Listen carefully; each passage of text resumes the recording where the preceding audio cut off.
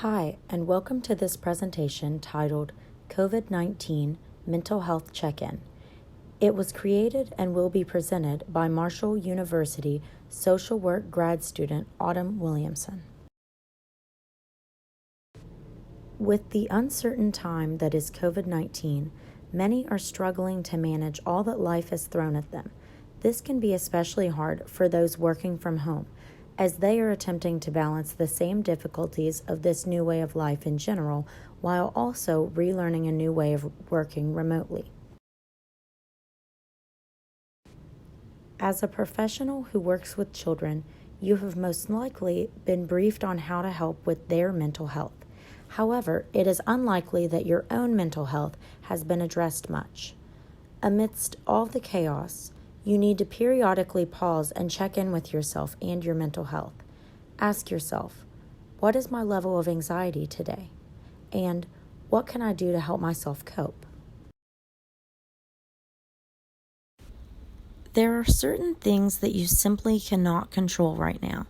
Who will be impacted by COVID-19, whether it will be you, how things will evolve. But there are some things that you can control. How you spend some of your time, what you choose to prioritize, what types of media you consume, and how frequently, to name a few. One thing we can control is how much information we seek out and how often we tune in. Take breaks as needed from the news, social media, and conversations that make you feel anxious. Focus on what you can control rather than what you cannot, and prioritize your mental health to be front and center.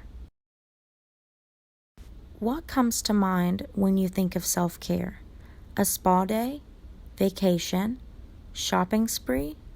While these things can technically be correct, self-care is much more and is also very specific to you. Self-care can be prioritizing the things that help us feel balanced. For some, it is exercise. For others, it is reading, journaling, meditation, or spending time doing a hobby. And if you are someone who isn't sure what you can do for your self-care, simply the act of doing something can help maintain your mental health.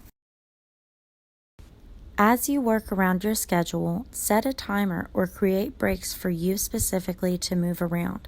This might mean moving around your house or taking a walk around your building or neighborhood.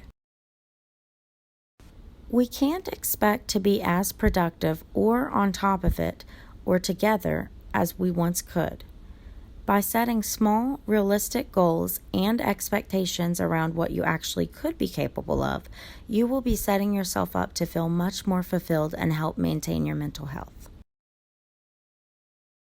Whether it be an invitation to a social event, handshake, or hug, this is not the time to push past your comfort zone.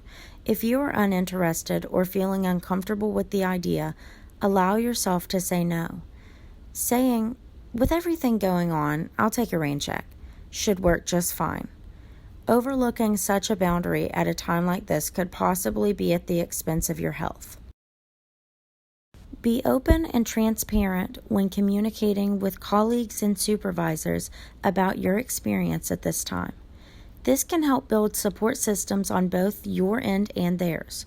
You can also give each other insight on what has been helpful and what has not. Be unapologetic about taking time for yourself, about your goals, boundaries, and being clear and transparent about what you are capable of and what you need. While some people you know may be stocking up on toilet paper, others might still continue to throw parties. Allow people to experience this new normal in whatever way they choose. Your main priority should be realizing your own needs and taking care of your own physical and emotional well-being. Some businesses and schools are open while some are still shut down due to COVID-19. If at all possible, create a space in your home that is dedicated solely to your work. This work zone can be as small and simple as one corner of your home, as long as it is designated to being a work-only zone. This can let others in your home know when you are working and not to be disturbed. The work zone can also signal to your brain when it is to be in work mode and then when it is time to disconnect when finished. It is important to maintain some type of routine or schedule, especially amidst the confusion.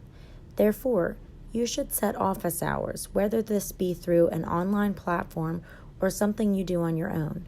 These office hours are times in which you can be reached about work-related questions or discussions.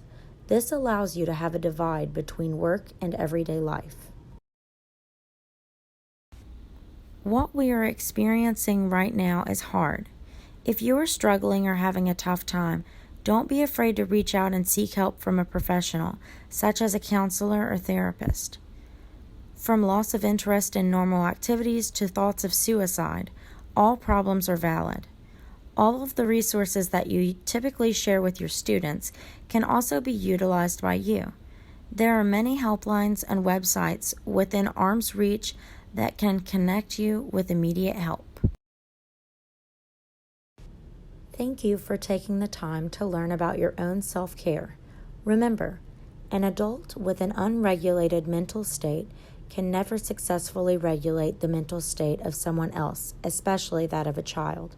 For more information on the topics discussed, please use the links below.